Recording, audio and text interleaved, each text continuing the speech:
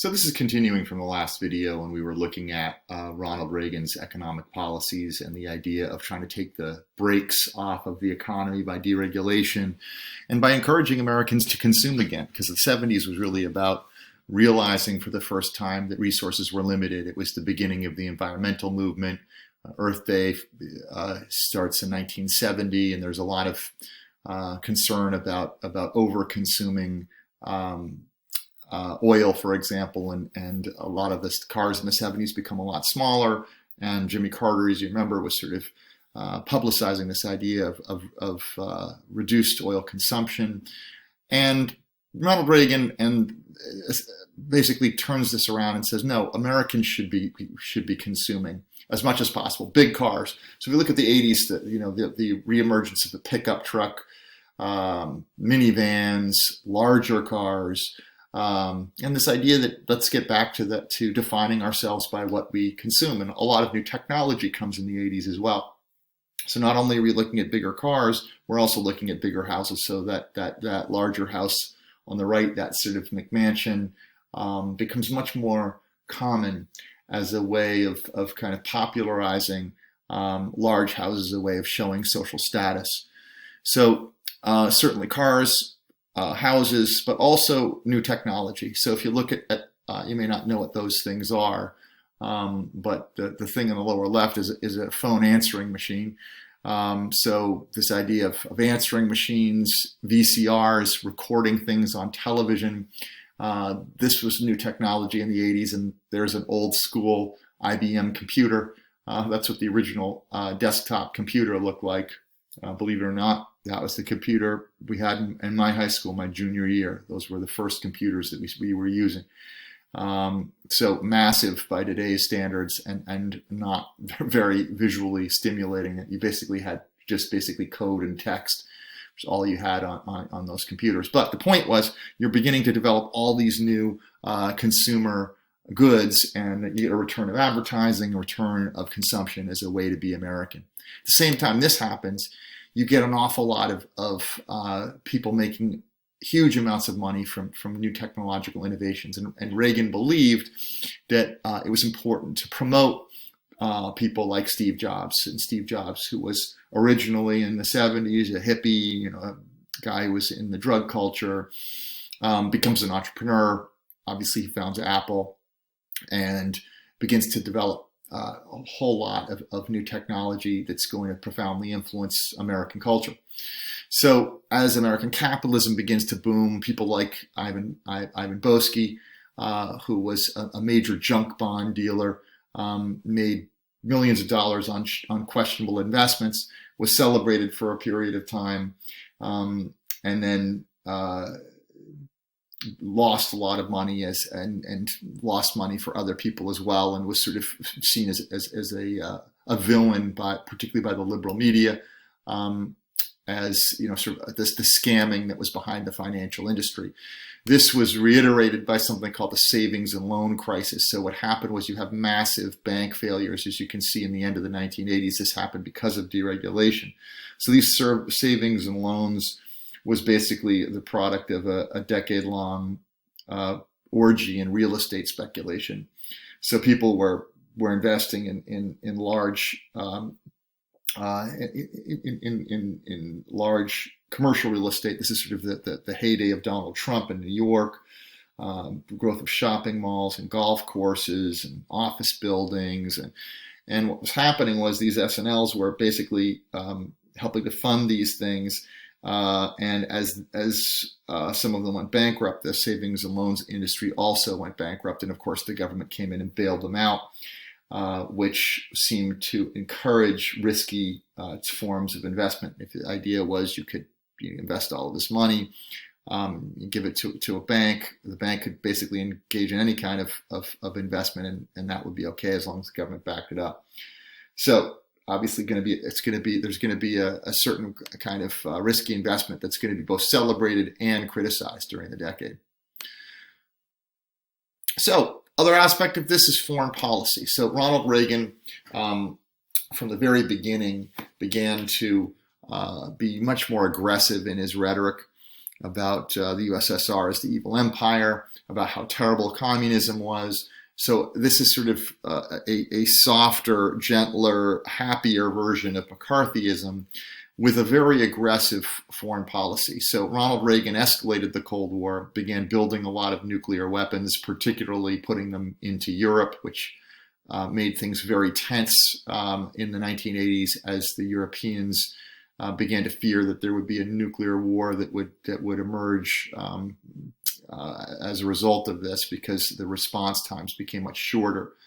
At the same time, Ronald Reagan begins to escalate the Cold War in Central America and South America. In Grenada, which is a small island off of Argentina, Reagan sends in 5,000 troops to basically, you can see the picture there, a bunch of guys in shorts. These were Cuban engineers and people that were down there teaching classes at the local university. And this is hardly a stronghold of communism, but it was a symbolic way to undo what had happened in Vietnam. So we're gonna change the whole thing around. We're gonna undo Vietnam. If you look at the Rambo movies, if you're a Sylvester Stallone fan, that whole idea of the kind of refighting the Vietnam War on screen and winning it this time around. Same time, the United States backs anti-communists in Nicaragua.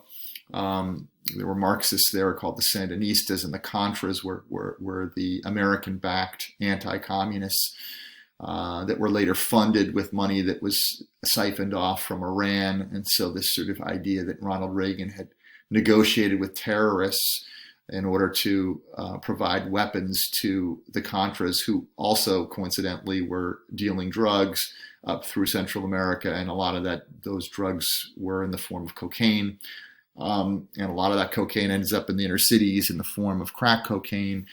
And there's going to be an awful lot of finger pointing about who's responsible for the drug problems that result, because Ronald Reagan, his just say no drug policy seemed to be countered by the fact that his foreign policy just said yes to a lot of those drugs if they were in the service of the anti-communist effort.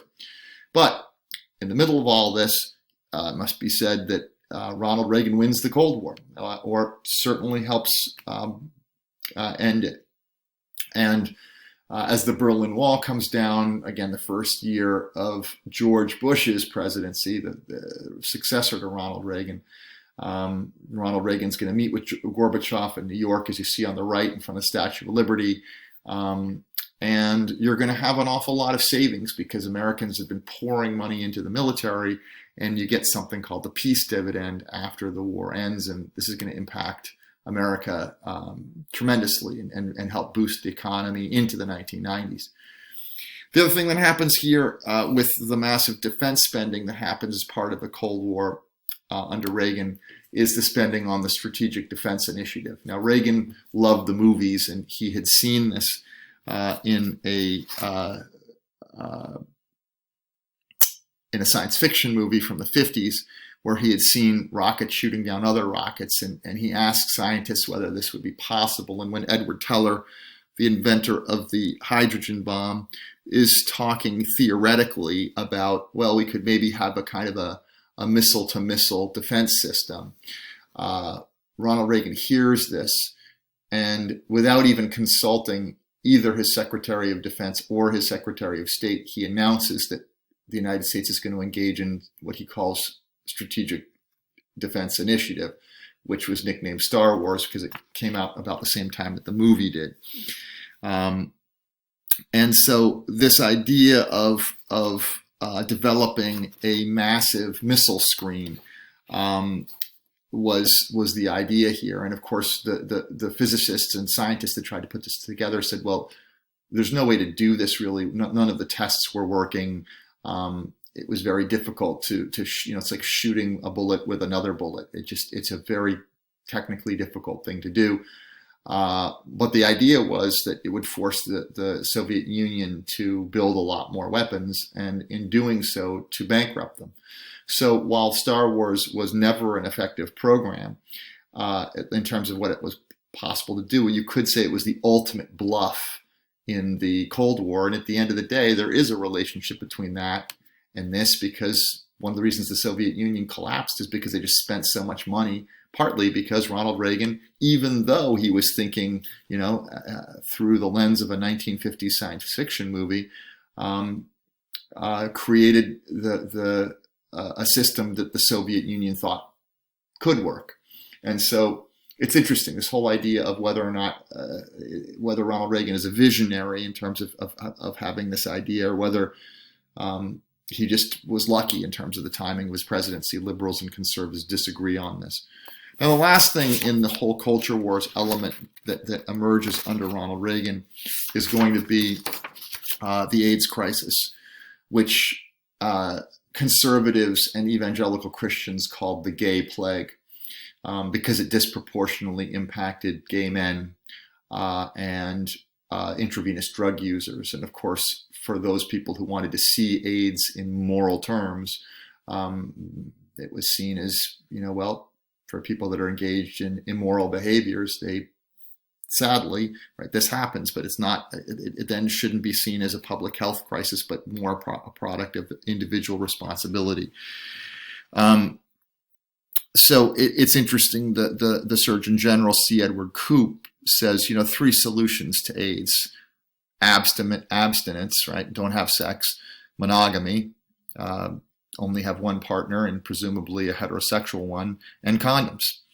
And so this idea, again, it's individual responsibility. So Ronald Reagan saw this as a state and a local problem, and he lowers the levels of federal funding for the AIDS epidemic. And amazingly, he doesn't say a word about this until 1987.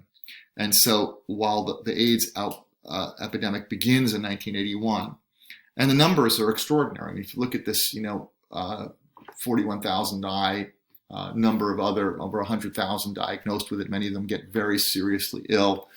And this is literally destroying parts of the gay community in New York and San Francisco. And as all of this is going on, Ronald Reagan isn't even talking about it. And so this is seen as particularly by the gay community, this is seen as a betrayal. Silence equals death. And that's directed at Ronald Reagan. You were quiet. You helped lead to this crisis, and in siding with evangelicals, you disregarded the major health crisis of your time. So obviously there are going to be huge differences in how Ronald Reagan is going to be viewed. And I want you to think about this for a second. If you are liberally minded, I think a lot of people don't see the ways in which Ronald Reagan was able to turn the culture around in the 80s.